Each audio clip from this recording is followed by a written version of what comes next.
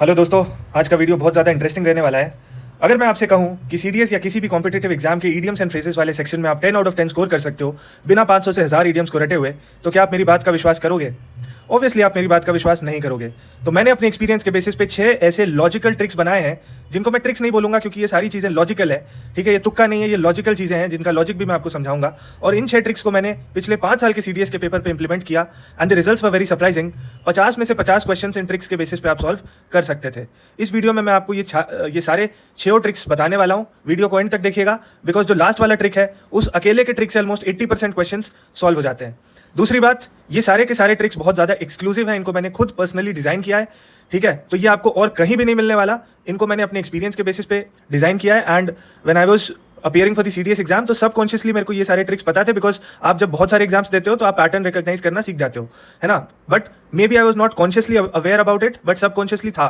तो मैंने अभी इसको फाइनली कॉन्शियस लेवल पे इसको उतारा है and I finally got these 6 tricks. In 6 tricks को हम एक एक करके डिस्कस करेंगे और ये जो आखिरी वाला ट्रिक है, इससे अकेले से ऑलमोस्ट 80% क्वेश्चन आप सॉल्व कर सकते हो। ठीक है, तो शुरू करते हैं। सबसे पहला ट्रिक है लॉन्गेस्ट ऑप्शन। ठीक है, तो अगर कोई भी ईडियम आया हुआ है उसमें आपको एक ऑप्शन जरूरत से ज्यादा लंबा दिख जाए, लंबा का ये मतलब नहीं है कि दूसरे ऑप्शन में 5 वर्ड्स है और एक चौथे वाले में 6 वर्ड्स हैं। लंबा मतलब सिग्निफिकेंटली लंबा। ठीक है, 3 में 5 है और चौथे वाले में 10 वर्ड्स हैं। सिग्निफिकेंटली लंबा होना चाहिए। ठीक है, ये नहीं कि 5 है तो 6। और इसका रीजन ये है कि जब भी आप किसी चीज को परफेक्ट बनाने की कोशिश करते हो, जब भी एग्जामिनर एक ऑप्शन देता है जो कि करेक्ट होता है, जिसको वो परफेक्ट बनाने की कोशिश करता है, तो ऑब्वियसली जब आप कोई भी चीज को परफेक्ट बनाने की कोशिश करोगे तो थोड़ा सा लंबा हो जाता है ना। जैसे आप रिलेशनशिप में परफेक्ट दिखाने की खुद को कोशिश करते हो जब भी लड़की को, तो आप थोड़ा ज़्यादा एक्सप्लेन कर देते हो चीज़ों को और इसीलिए आपका ब्रेकअप हो जाता है। ठीक है, तो इसीलिए जो है एग्जामिनर यहाँ पे गच्चा खा जाता है। स्मार्ट लोग, मेरी तरह स्मार्ट लोग इसको पकड़ लेते हैं और इसको बहुत आराम से सॉल्व कर लेते हैं। एक एग्जाम्पल आपको दिखा देता हूँ, फाइट फायर विद फायर। देखिए सारे ऑप्शन छोटे हैं, एक ऑप्शन ज़रूरत से ज़्यादा लंबा है, ऑप्शन ये है। ठीक है, उसके अलावा ये वाला देख लीजिए। ठीक है, सारे ऑप्शन ज़रूरत से छोटे हैं और एक ज़रूरत से ज़्यादा लंबा है, तो ये है। ठीक है, ये वाला देख लीजिए, एक ऑप्शन जरूरत से ज़्यादा लंबा है, इसका आंसर ये है। ठीक है, अभी मैं और भी हम सारे ट्रिक्स को सॉल्व करेंगे तो आपको और अच्छे से आइडिया लगेगा। अभी मैं बस एक एग्जांपल आपको दे रहा हूँ। ठीक है, तो हम आगे चलते हैं नेक्स्ट ट्रिक के ऊपर। ठीक है, ये वाला ट्रिक आपको ध्यान से देखना है। इस ट्रिक पे आपके 6th वाले ट्रिक पे आपके 80% क्वेश्चन सॉल्व हो जाएंगे। वीडियो एंड तक देखिएगा और इस पीडीएफ को डाउनलोड करने के लिए टेलीग्राम पे जाइएगा। टेलीग्राम का लिंक डिस्क्रिप्शन में है। इस पीडीएफ में मैंने 3 साल के पेपर्स, 3 साल के ईडियम्स एंड फ्रेजेस को अटैच कर दिया है। 2 साल का मैं आपको अभी करके दिखाऊंगा लाइव, तीसरे साल का आप खुद करोगे और मेरे को आप बताओगे टेलीग्राम पे कि कितना सक्सेसफुल रहा, नहीं रहा। अगर आप 8 आउट ऑफ 10 कर पा रहे हो, you are good to go. ठीक है, अगर आपको 3-4 नंबर का भी बूस्ट मिल रहा है, बस अपना मकसद सफल हो जाता है। ठीक है, आगे बढ़ने से पहले भैया ये वाला बैच मैंने लॉन्च कर दिया है, बिकॉज मैं बहुत दिन से सोच रहा था। ठीक है, इसमें क्या है कि जिस तरह से अभी हम ईडियम्स का ट्रिक्स डिस्कस कर रहे हैं, वैसे ही सारे सेक्शंस का ट्रिक्स मैं डिस्कस करने वाला हूँ इस वाले बैच में, which would be a very very small batch, recorded होगा। ठीक है, इसका सिर्फ 249 में आप इसको एनरोल कर सकते हो। आज सिर्फ फर्स्ट 50 लोगों के लिए है, तो आप कूपन कोड लगाना फर्स्ट 50। ठीक है, तो आपको मिल जाएगा ये सिर्फ 249 रुपीज़ में।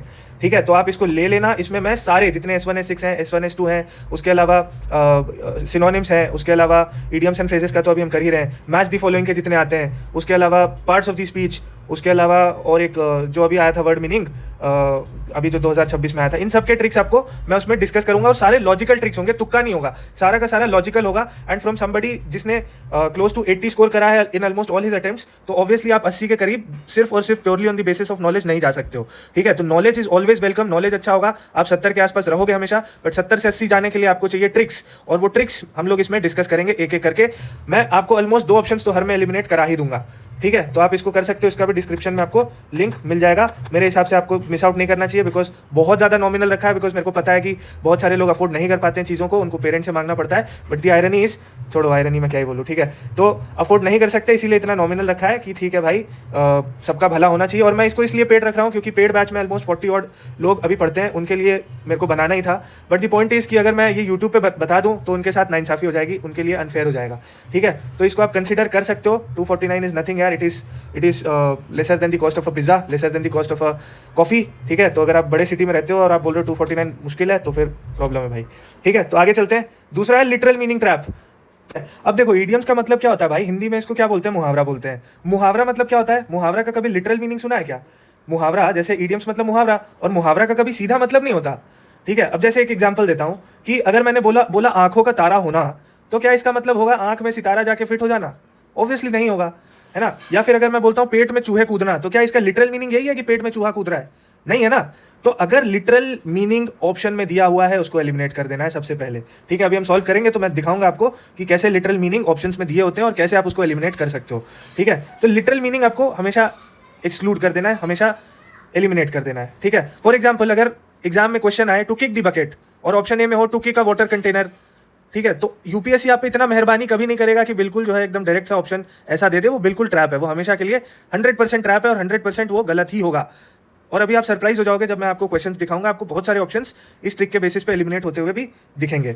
तीसरा है, नॉट वेरी तगड़ा ट्रिक नहीं है बट मैंने डाल दिया, टोन मैचिंग। बहुत बार क्या होता है, ईडियम पढ़ के पता लग जाता है, फील आ जाता है कि पॉजिटिव है या नेगेटिव है। तो अगर वो पॉजिटिव है ईडियम और ऑप्शन में कोई नेगेटिव सेंटेंस दिया हुआ है तो उसको एलिमिनेट कर दो, ठीक है। चौथा वाला बहुत ज्यादा इंपॉर्टेंट है भाई, ये मैंने एक्सक्लूसिवली खुद बनाया और छठा मैंने खुद बनाया, पहला मैंने खुद बनाया, सारा मैंने ही बनाया, ठीक है। तो ऑपोजिट पेयर, ये इस पे भी आपको बहुत सारे सॉल्व, 50% क्वेश्चन आपको इस पे सॉल्व होते हुए दिख जाएंगे, ठीक है। जिसमें क्या होगा, ऑप्शन में आपको दो ऑप्शन ऐसे होंगे जो एक दूसरे के ऑपोजिट होंगे, दो ऑप्शन हमेशा ऐसे होंगे जो एक दूसरे के ऑपोजिट होंगे, आंसर उन दोनों में से ही एक हमेशा होगा। लिख लो, गांठ बांध लो। दो ऑप्शन आपको दिया रहेगा, सॉरी 4 ऑप्शन दिया रहेगा, उस 4 ऑप्शन में 2 ऐसे ऑप्शन होंगे जो एक दूसरे के ऑपोजिट होंगे, आंसर उन दोनों में से ही एक है। ये तो आपका जीएस में भी लग जाता है, ठीक है। पांचवा है प्रोफेशन ट्रैप। प्रोफेशन ट्रैप का मतलब है कि देखो, जब भी कोई मुहावरा होता है या ईडियम होता है, वो सबके लिए होता है, वो जेनरिक होता है हमेशा, वो किसी एक स्पेसिफिक जॉब या प्रोफेशन के लिए बनाया ही नहीं जाता। तो अगर ऑप्शन में आपको कोई स्पेसिफिक प्रोफेशन दिख जाए, फॉर एग्जाम्पल अगर मैं आपको बताता हूं, अगर मैं डेली लाइफ में बोलूं कि उसकी तो खिड़की ही बंद हो गई, ठीक है, अगर मैं मुहावरा आपको बोलूं कि उसकी तो खिड़की ही बंद हो गई और ऑप्शन में कारपेंटरी या मिस्त्री की बात की हो, तो समझ जाना गलत है भाई, ऑप्शन एलिमिनेट कर देना। वैसे ही अगर मैं इंग्लिश में बोलूं कि जैसे मान लेते हैं कि मैंने एक ईडियम आपको दिया, जैसे मान लेते हैं ईडियम में टेक्निकल वर्ड्स दिए हुए हैं, सी, एंकर, गैवेल या स्टेज, ठीक है। और अगर शिप, जैसे ईडियम में मान लो शिप दिया हुआ है और शिप और ऑप्शन में सेलर है, तो समझ जाना गलत है, ठीक है। तो कहने का मतलब 100 बात की एक बात कि कोई भी प्रोफेशन अगर मेंशन किया हो ऑप्शन में, उसको आप एलिमिनेट कर देना, ठीक है। और ये छठा वाला बहुत ज़्यादा इंपॉर्टेंट है, बहुत सारे क्वेश्चन, ऑलमोस्ट 80% क्वेश्चन में ये लगते हुए आपको दिखेंगे। इसमें क्या है कि ऑप्शन में हमेशा बहुत सारे क्वेश्चन के ऑप्शन में आपको ऐसा दिखेगा कि 3-4 ऑप्शंस एक ही चीज़ की बात कर रहे होंगे, बस शब्द चेंज रहेगा बट उसका मीनिंग सेम रहेगा, ठीक है। मतलब एक ऑप्शन होगा वो कुछ कह रहा होगा, ऑप्शन बी भी वही सेम चीज़ कह रहा होगा बट अलग शब्दों में कह रहा होगा, ठीक है। अब सोचो कि भाई 4 ऑप्शन है, उसमें से 2 ऑप्शन एक ही चीज़ को अलग शब्दों में कह रहे हैं, तो ये समझ जाओ कि भाई वो एम्बिगुअस हो गया। यूपीएससी को क्या बोलते हैं, आंसर की बनाना होता है, तो आंसर की में एम्बिगुअस ऑप्शन नहीं हो सकता, ठीक है। अगर वो खुद ही कंफ्यूज हो जाए कि ए है या बी है, और दूसरी बात कि भाई बच्चे चैलेंज कर सकते हैं उसको कि सर आपने ए बोला है बट ये बी का भी मतलब इनडायरेक्टली तो सेम है, तो यूपीएससी को ना चाहते भी हुए भी उसको चेंज करना पड़ेगा, जो कि वो कभी चाहेगा नहीं। तो ऑब्वियसली जब भी आपको 2 या 3 ऑप्शन सेम चीज कहते हुए दिख जाए अलग शब्दों में, तीनों को एलिमिनेट कर देना, दोनों को एलिमिनेट कर देना, वो दोनों तो आंसर हो ही नहीं सकता। अभी हम जब सॉल्व करेंगे मैं आपको दिखाऊंगा कैसे ये एप्लीकेबल होता है, ठीक है। मैंने क्या बोला, अगर 2-3 ऑप्शन सेम चीज बोल रहा होगा, बस अलग शब्दों में कह रहा होगा, अगर वो आपने आइडेंटिफाई कर लिया कि भाई ये तो सेम चीज कह रहा है बस अलग शब्दों में कह रहा है, उसको एलिमिनेट कर देना। रीजन क्या है कि भाई यूपीएससी नहीं चाहता कि बच्चे इसको कल को चैलेंज करें कि मतलब ये भी, मतलब ऑप्शन बी भी ऑप्शन ए को ही इनडायरेक्टली मतलब सेम चीज कहना चाह रहा है, तो आप बी क्यों नहीं बोल रहे, आप सिर्फ ए क्यों बोल रहे हो। तो वो नहीं चाहते कि ऐसा सिचुएशन आए कल को जहाँ पे कॉम्प्लिकेशंस आए और मतलब जो लोग हैं उसको चैलेंज करें। तो हमेशा जो आंसर होगा वो बिल्कुल ही क्रिस्टल क्लियर अलग से आपको चमकता हुआ दिखेगा, ठीक है। तो अब 6 ट्रिक्स हमने कर लिया है, अब हम आते हैं 2026 के पेपर पे सबसे पहले और देखते हैं कि वो हमसे कितना सॉल्व हो पाता है, ठीक है। तो पहला देख लो, सबसे पहला क्वेश्चन है मीली माउथेड। इसको कैसे सॉल्व करना है भैया, ऑप्शन पढ़ो सबसे पहले। मैंने क्या बोला कि भाई लिटरल मीनिंग नहीं हो सकता, यहाँ पे हमने देखा ना literal meaning trap, literal meaning नहीं हो सकता। तो इसका मतलब देखो ये है मीली और माउथ। मीली मतलब खाने, मील मतलब खाना से रिलेटेड है और माउथ मतलब मुंह से रिलेटेड है। तो कोई भी ऑप्शन जो मुंह से रिलेटेड, माउथ से रिलेटेड होगा और मील से रिलेटेड होगा, उसको अपने को हटाना है, अलग करना है, ठीक है। तो ये देख लो, सबसे पहले है क्यूलिनरी मतलब होता है खाने से रिलेटेड, मतलब ठीक है। तो क्यूलिनरी जो होता है वो खाना बनाने से रिलेटेड होता है, तो इसको सबसे पहले मैं क्या करूंगा, एलिमिनेट करूंगा, क्योंकि ये मीली से मेल खाता है, ठीक है। तो बिल्कुल मैंने क्या बोला, लिटरल कभी नहीं हो सकता। तो मीली और माउथ और मील से रिलेटेड जो भी चीज़ होगा और माउथ से रिलेटेड जो भी चीज़ होगा उसको सबसे पहले एलिमिनेट करोगे। तो मील और ये देखो क्यूलिनरी मतलब खाना बनाने का स्किल, तो इसको एलिमिनेट किया। और उसके बाद देखो डी, एग्जिबिटिंग टेंडेंसी ऑफ ग्लूटोनी। भैया जो वोकैब वाले बैच में है वो जानते हैं ग्लूटोन का मतलब, और इनफैक्ट टेलीग्राम वाले भी जानते होंगे ग्लूटोन का मतलब। कितनी ज़्यादा बार मैंने ये वर्ड आपको ट्रिक से समझाया है। Glutton is equal to glue plus mutton, जो भुक्खड़ आदमी है, जो बहुत ज्यादा खाना खाता हो, ठीक है। तो ये ऑप्शन भी आपका हो गया एलिमिनेट। तो अब आपके पास बचा क्या, ए और सी। ठीक है, अब दोनों को पढ़ते हैं और फिर लॉजिक लगाते हैं कि कौन सा ज्यादा फिट बैठ रहा है इसमें। ठीक है, अब इसी क्वेश्चन में देखो दूसरा ट्रिक भी लग रहा है अपना। दूसरा ट्रिक मैंने क्या बोला था भैया, ऑपोजिट होगा ये वाला, देखो सॉरी ऑपोजिट पेयर होगा, ट्रिक नंबर 4। तो ऑप्शन उन्हीं दोनों में से कोई एक सही होगा। अब ये पढ़ो, habitual of inflicting harsh words on others, दूसरे से बदतमीजी करने वाला आदमी, दूसरे से गाली गलौज करने वाला आदमी। और सी ऑप्शन है lacking braveness to state things forthrightly, मुंह चुराने वाला आदमी जो बोल नहीं सकता लोगों के सामने। तो ए और सी बिल्कुल ऑपोजिट है कि नहीं एक दूसरे का, है ना। तो ए और सी दोनों एक दूसरे का ऑपोजिट है। तो ए, या तो मेरा आंसर ए होगा या सी होगा, है ना, या तो ए होगा या सी होगा। या तो आप ऐसे डायरेक्टली कर सकते थे, या फिर हमने जो एलिमिनेशन पहले वाले से किया वो भी कर सकते थे। दोनों ही ट्रिक इस पे आप लगा सकते थे।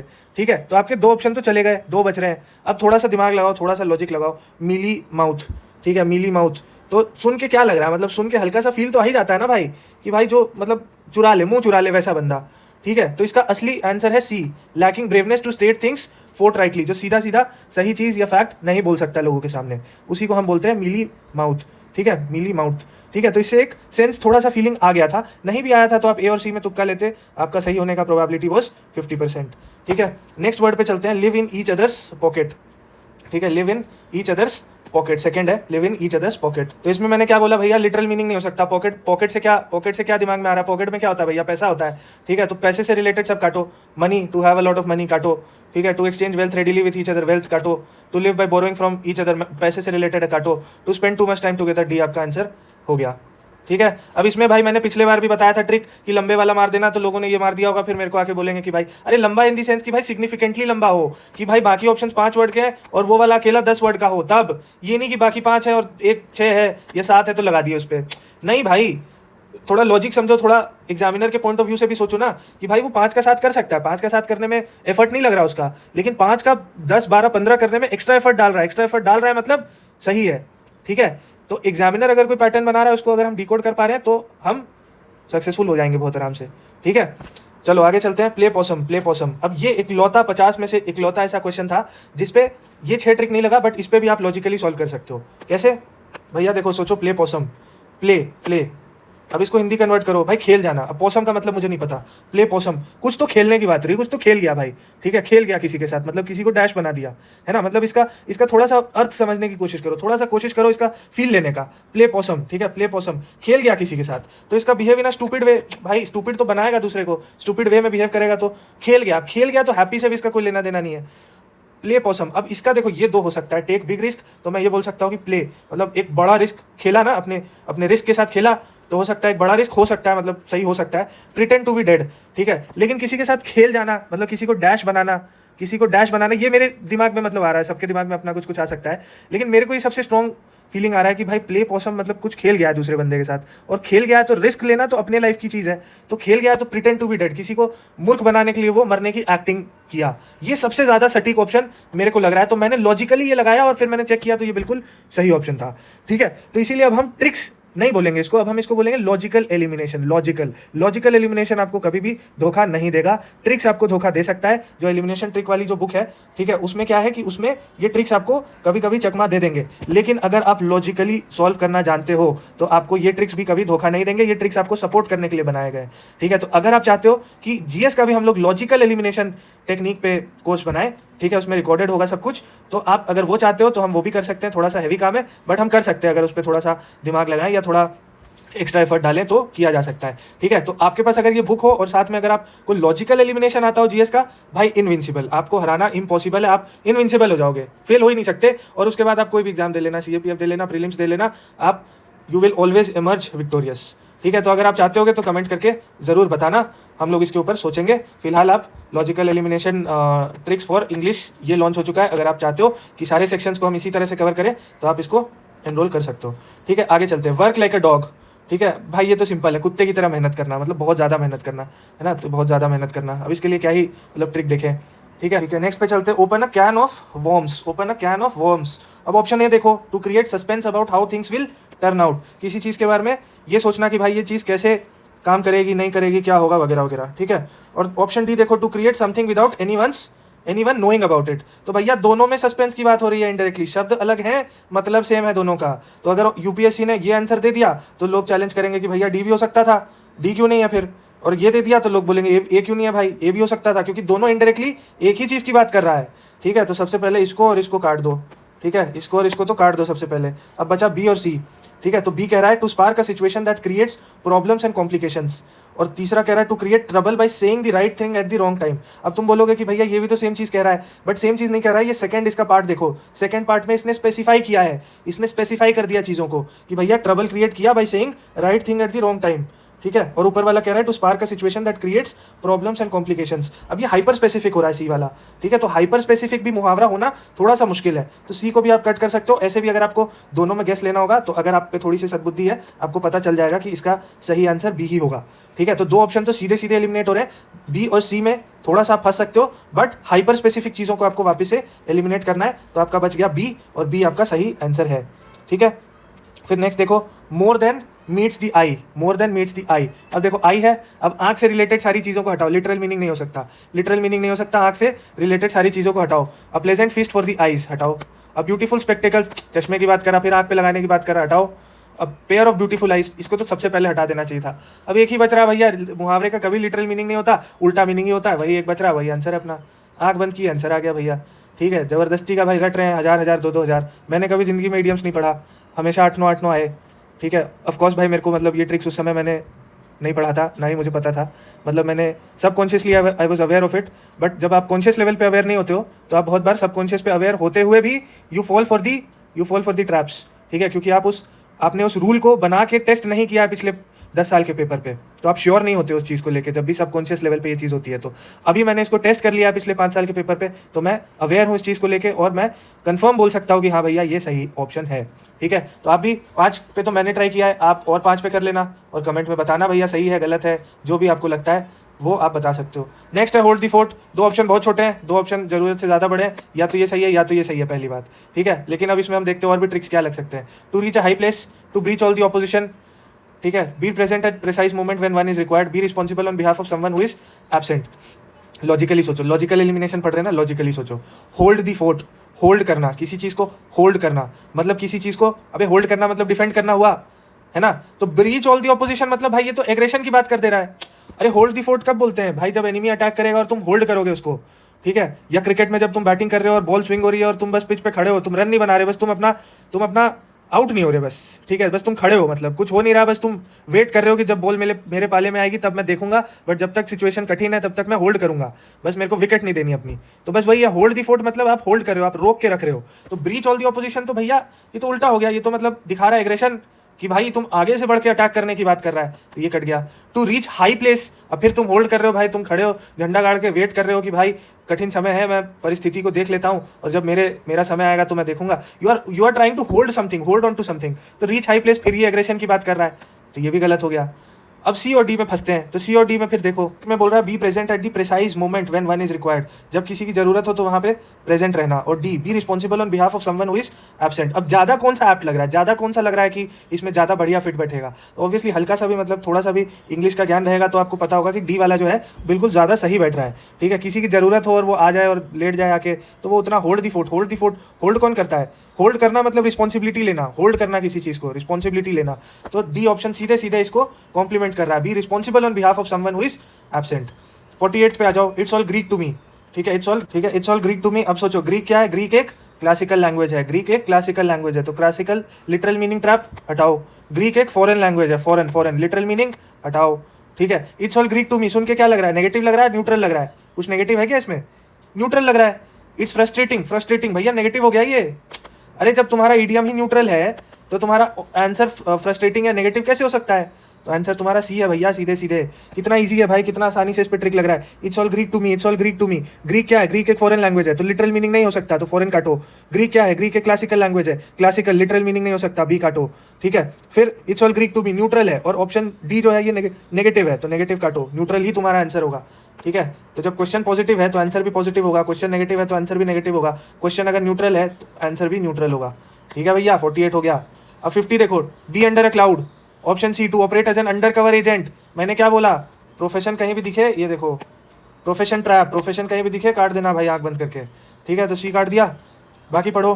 To be an object of suspicion, to be filled with gloom, to hide one's misdeed. Be under a cloud, भाई be under a cloud, under something, you are under, it is talking about a state.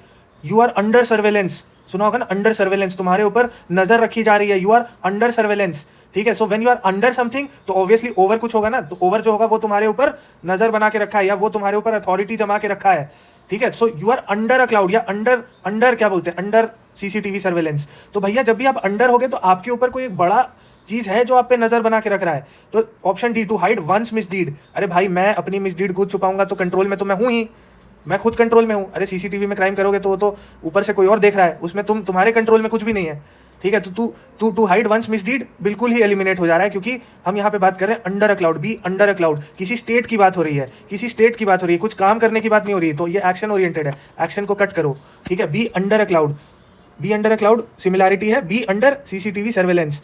तो under, when you are under something तो आपके ऊपर कोई बैठा है तभी आप अंडर हो, ठीक है। तो आपको ऊपर से कोई देख रहा है, तो to be the object of suspicion. भैया जो आप सस्पिशन में होगे तभी ना लोग आपके ऊपर बैठ के बोलेंगे कि हाँ भाई इसने चोरी की है, या यही था भाई, यही इसी बंदे ने जो है यहाँ से फूल तोड़ा है, आम तोड़ा है, जो भी, ठीक है। So you are an object of suspicion, ये सही आंसर है इसका। और ये देखो फिल्ड विथ ग्लूम, ये भी थोड़ा सा लिटरल मीनिंग आ रहा है इस पे, क्योंकि जब हम बादल और बारिश की बात करते हैं तो थोड़ा सैड मतलब उस टाइप का फीलिंग आता है इसमें, ठीक है। तो यहाँ से आप डायरेक्टली लॉजिकली आप आंसर ला सकते थे, ठीक है। तो आप लॉजिकली कैसे कर सकते हो ये सीखना आपको बहुत ज़रूरी है, और यही सीखने के लिए आप उस बैच को ज्वाइन कर सकते हो। वहाँ पे हम लोग 4 पूरे फुल फ्लेजेड पेपर को सॉल्व करेंगे, और मैं हर एक क्वेश्चन पे अपना मेंटालिटी बताऊंगा कि मैं इसको क्या सोच के सॉल्व करता। 49 देख लो, टू क्लोज रैंक्स, ठीक है। इसमें ऑप्शन भी देखो, to stop communicating with one's colleague, अपने कलीग से बात करना बंद कर देना। और ऑप्शन डी देखो, to unite in order to defend a common cause. और ऑप्शन डी बोल रहा है कि भैया यूनाइट होकर के एक कॉमन कॉज के लिए लड़ना। अब बी और डी ऑपोजिट है कि नहीं एक दूसरे का? एक में बोल रहा है कि कलीग से झगड़ा कर लेना, दूसरे में बोल रहा है कलीग से दोस्ती करके कॉमन कॉज के लिए लड़ना। तो भैया ऑपोजिट है, और हमने क्या देखा है, ऑपोजिट होगा तो इसी दोनों में से कोई एक आंसर होगा। और टू क्लोज रैंक्स क्या होना चाहिए आंसर? अब मेरा आंसर या तो बी है या डी है, या तो बी है या डी है। अब बी में देखो भैया स्टॉप, क्लोज करना, स्टॉप करना, लिटरल मीनिंग आ गया कि नहीं? तो बी काटो, आंसर मेरा डी है, ठीक है। टू क्लोज रैंक्स, क्लोज कर देना, किसी भी रिलेशनशिप को क्लोज करना, बंद करना, स्टॉप कर देना। तो स्टॉप और क्लोज क्या ये लिटरल मीनिंग है? तो यस लिटरल मीनिंग है, तो काटो इसको, बच गया डी। हो गया कि नहीं? 2026 का 10 का 10 सवाल सही। भैया इसमें 8 तो कर ही लेते, 8 नहीं कर पाते क्या? 8 तो कर ही लेते, जरूरत थी कुछ भी पढ़ने की? नहीं थी, करके दिखाया मैंने आपको आपके सामने, ठीक है। तो प्लीज़ भैया सब्सक्राइब कर लेना अच्छा लगे तो, और टेलीग्राम जरूर ज्वाइन कर लेना। सब्सक्राइबर ही नहीं बढ़ रहे, बस मैं लगा रहता हूँ अकेले, ठीक है, इसका कोई पॉइंट नहीं है। ओके आगे बढ़े, दूसरा पेपर सॉल्व करते हैं। अब मेरे पास 2 पेपर हैं, CDS 1 2025 और CDS 2 2025। कौन सा करना है जल्दी बताओ। अच्छा यहाँ तो मैं अकेले हूँ, मैं क्या ही पूछ रहा हूँ, सॉरी। चलो 2025 का सेकंड वाला करते हैं, ठीक है। 2025 का फर्स्ट वाला आप खुद से कर लेना, इसमें मैंने ऑलरेडी आपको ये दिखा दिया है, लंबा वाला, ये लंबा वाला, ठीक है। और ये वाला देख लो 32 का, died in a wool, die मतलब रंगना किसी चीज़ को, ठीक है। तो ये देखो डिफरेंट कलर, रंगने को काट दिया मैंने। और उसके बाद साथ में इस पे देखो changing notion because of fluffy mind, और डी बोल रहा है unchanging and firm in belief and conviction. एक बोल रहा है कि भाई दिमाग बदलते रहना, और दूसरा कह रहा है एकदम फर्म रहना अपने बिलीफ पे। तो ऑपोजिट है, तो या तो मेरा ये होगा आंसर या ये होगा, है ना। अब मेरे को तुक्का लेना है ए और डी में, दोनों ऑपोजिट है। अब या तो ए सही है या डी सही है, ठीक है। तो अब मैं गेस लेना है, तो मैं कैसे लूँगा? डाइड इन दी वूल। अब सोचो, अच्छा अब देखो कि भैया ए और सी में अडाप्टिंग टू कंडीशंस, और ये भी बोल रहा है कि चेंज करना अपने माइंड को, मतलब एक तरह से अडाप्ट करने की ही बात कर रहा है। तो इन दोनों का भी लिटरल, इन दोनों का भी जो मीनिंग है वो थोड़ा थोड़ा ओवरलैप कर रहा है। ये 6th वाला देख लो, ओवरलैप या क्लस्टर, ठीक है। तो इन दोनों का भी थोड़ा थोड़ा ओवरलैप कर रहा है, तो इसके बेसिस पे मैं इसको काट सकता हूँ और मेरा आंसर डी आ रहा है, ठीक है। तो चलिए ये वाला आप अपने एंड पे सॉल्व करिएगा, आपको दिक्कत आया आप पूछ सकते हो, ठीक है। हम लोग सॉल्व करते हैं 31 से लेके 40 तक यहाँ पे, हाँ 40 तक, ठीक है। तो ये CDS 2 2025 का है। तो पहला देखो, someone's ears are flapping, Hindi में बोलें तो कान खड़े हो जाना, ठीक है। समवन ईयर्स आर फ्लैपिंग, कान खड़े हो जाना। अब ये देखो, someone in a state of intense agitation, someone in the state of heightened excitement. भैया दोनों का मतलब सेम है, थोड़ा सा यार बेसिक इंग्लिश आना चाहिए, ठीक है। दोनों का लिटरली सेम नहीं है, बट क्लोज है, काफ़ी क्लोज है, ठीक है। तो ये दोनों भैया कट कर देना सबसे पहले। फिर C, someone's desperate to eavesdrop on conversation, ठीक है। Someone embarrassed at being caught in the act of lying. अरे कान खड़े हो जाने का झूठ बोलने से क्या मतलब है? तो बचा सी आंसर है, ठीक है, simple. 32 twist of the knife, एक ऑप्शन जरूरत से ज़्यादा लंबा दिख रहा है भाई मुझे, मेरे को मेरा आँख चमक जाना चाहिए ये देखते ही सबसे पहले। तो ऑप्शन डी हो गया। ब्लो योर ओन ट्रम्पेट, ठीक है। ब्लो योर ओन ट्रम्पेट तो ईजी है यार, अपना गुणगान खुद करना, अपनी तारीफ खुद करना। Be very loud in a company, all sounds and, अब देखो भैया ब्लो करना, बजाना, ट्रम्पेट क्या होता है? वो इंस्ट्रूमेंट होता है जिससे आवाज़ निकालते हैं। तो यार ये साउंड हटाओ, लाउड होना हटाओ, excessively boastful of one's own achievement, यही है। Be scathing in one's criticism of others. ठीक है, अब ये इसका भी कोई सेंस, ये बिल्कुल आउट ऑफ कॉन्टेक्स्ट ही है। ठीक है, बट इसमें कौन कौन सा लग रहा है? एक तो भाई इसमें, एक तो पहली बात तो ये इसमें लगाना नहीं है यार, ये तो सीधा आना चाहिए किसी को भी। ठीक है, बट चलो नहीं आता तो आपको क्या करना है, ब्लो ट्रम्पेट। ट्रम्पेट बजाना मतलब वो जो बजाते हैं भोपू, बहुत तेज आवाज़ करता है, तो आवाज़ से रिलेटेड जो भी चीज़ें हैं, लाउड हटा दो, साउंड फ्यूरी हटा दो। ठीक है, बचाइए, आंसर हो गया 34। Get under someone's skin. Get under someone skin, option A है to fall intensely in love with someone, option D है टू एनॉय और इरिटेट समवन इंटेंसली। ऑपोजिट है कि नहीं है भैया? देखो भाई, अब ये अगर समझ में नहीं आ रहा है कि ये दोनों अपोजिट है, तब तो फिर मुश्किल है। ठीक है, तब तो फिर दिक्कत है। अगर किसी से प्यार करने में पड़ जाना, पहला ऑप्शन ये कह रहा है, और डी कह रहा है कि किसी से इरिटेट करना, किसी को एनॉय करना, दोनों अपोजिट है, तो दोनों में से एक आंसर होगा मेरा ट्रिक के हिसाब से, है ना। अब ये सोचो कि भाई गेट अंडर समवन स्किन जो है ये पॉजिटिव है या ये नेगेटिव है। कॉलेज नहीं गए हो क्या? कॉलेज में टीचर बोलता है ना, you are getting under my skin. ठीक है, गुस्सा दिला रहे हो तुम मेरे को बहुत ज़्यादा, तो ये नेगेटिव है भाई, ये नेगेटिव ईडियम है, तो डी आंसर इसका हो गया। ठीक है, 35। Many hands make light work. Simple है भाई, बहुत सारे लोग मिलते हैं तो काम इजी हो जाता है, काम आसान हो जाता है। ठीक है, तो ऑप्शन पढ़ो। Many people working together can light a new path. Many people helping can help accomplish a task quickly. Many people working together can make work non serious. Workers light up the work they undertake. तो भैया ये देखो, light ये तो सीधे काट दोगे, पहले लाइट काट दोगे भैया सीधे, लिटरल मीनिंग आ रहा है इसमें। ठीक है, many people helping can help accomplish a task quickly, many people working together can make work non serious. ठीक है भाई, ये भी आउट ऑफ कॉन्टेक्स्ट जा रहा है, यही बच रहा है वैसे मेरा आंसर। ठीक है, लेकिन ऑप्शन सी को मैंने क्यों काटा? वर्क को नॉन सीरियस बनाना मतलब लाइट से ही रिलेटेड है ना ये। ठीक है, लाइट से ही रिलेटेड है एक तरह से, तो ये भी कट रहा है। वैसे तो यार बेसिक कॉमन सेंस है, इसमें बी डायरेक्टली समझ में आ रहा है। अगर मैं दो ऑप्शन कट कर दे रहा हूँ तब तो मेरा बहुत आसानी से दो मेरे पास सामने ऑप्शन दिख रहे हैं, उसमें से ज़्यादा सही, ज़्यादा एप्ट कौन सा लग रहा है? बी लग रहा है, हो गया बस। ठीक है, 36 हम लोग नेक्स्ट पेज पे देखते हैं। 37। Make heavy weather. दो ऑप्शन मुझे ज़रूरत से ज़्यादा लंबे लग रहे हैं, तो आंसर मेरा सी और डी में से ही एक है। ठीक है, तो आंसर मेरा सी और डी में से एक है। अब सी पढ़ो। सी बोल रहा है complain about wait and rainy condition. भैया लिटरल हो गया कि नहीं? वेदर की बात कर रहा है, इधर भी वेदर की बात कर दिया, तो आंसर मेरा डी आ गया, बात खत्म। SVEEP under the carpet. अब एक ऑप्शन मेरे आंख में चमक रहा है जो मुझे थोड़ा ज़्यादा लंबा दिख रहा है।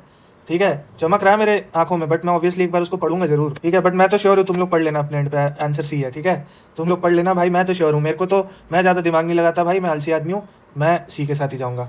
नेक्स्ट, अ पर्पल पैच। बैट्समैन का पर्पल पैच चलता है मतलब बहुत ही खतरनाक लक चल रहा है उसके साथ। ठीक है, अब देखो ये दो तरीके से हो सकता है। पहला तो सबसे लंबे वाला। अच्छा, लंबे वाला ये दिख रहा है लंबा, बट ये लंबा नहीं है। 1 2 3 4 5 6 वर्ड, 1 2 3 4 5 6 7 8 9, तो लंबा कौन सा हुआ ज़्यादा? Option C. ठीक है, तो या तो इसका आंसर सी है, या तो क्या मतलब सी है, लंबे वाले से जाओगे तो। बट चलो वो उतना रिकमेंडेड नहीं है इस केस में। इस केस में आप जाओ लिटरल मीनिंग के साथ। पर्पल क्या है? कलर। पर्पल कलर फ्लावर का हो सकता है, तो ये काट दो, लिटरल मीनिंग आ गया। Final Bloom of the season, तो सीजन में भी जो है बिल्कुल पर्पल, मतलब सीजन में भी ये फाइनल ब्लूम मतलब फूलों के कलर की बात कर रहा है, ये भी काट दो। बॉडीली डिसकलरेशन, बॉडी के कलर की बात। अरे मतलब अगर पर्पल कलर है ना, तो कलर से रिलेटेड जो भी चीज़ें होंगी वो लिटरल मीनिंग में आके कट जाएंगी, वो सबको काट दो भैया। मुहावरा कभी लिटरल हो ही नहीं सकता। तो पर्पल अगर यहाँ आ गया तो कलर से रिलेटेड जो भी पर्पल ऑप्शन है, तो फ्लावर पर्पल हो सकता है, काट दो। ठीक है, बॉडी का कलर पर्पल हो सकता है, काट दो।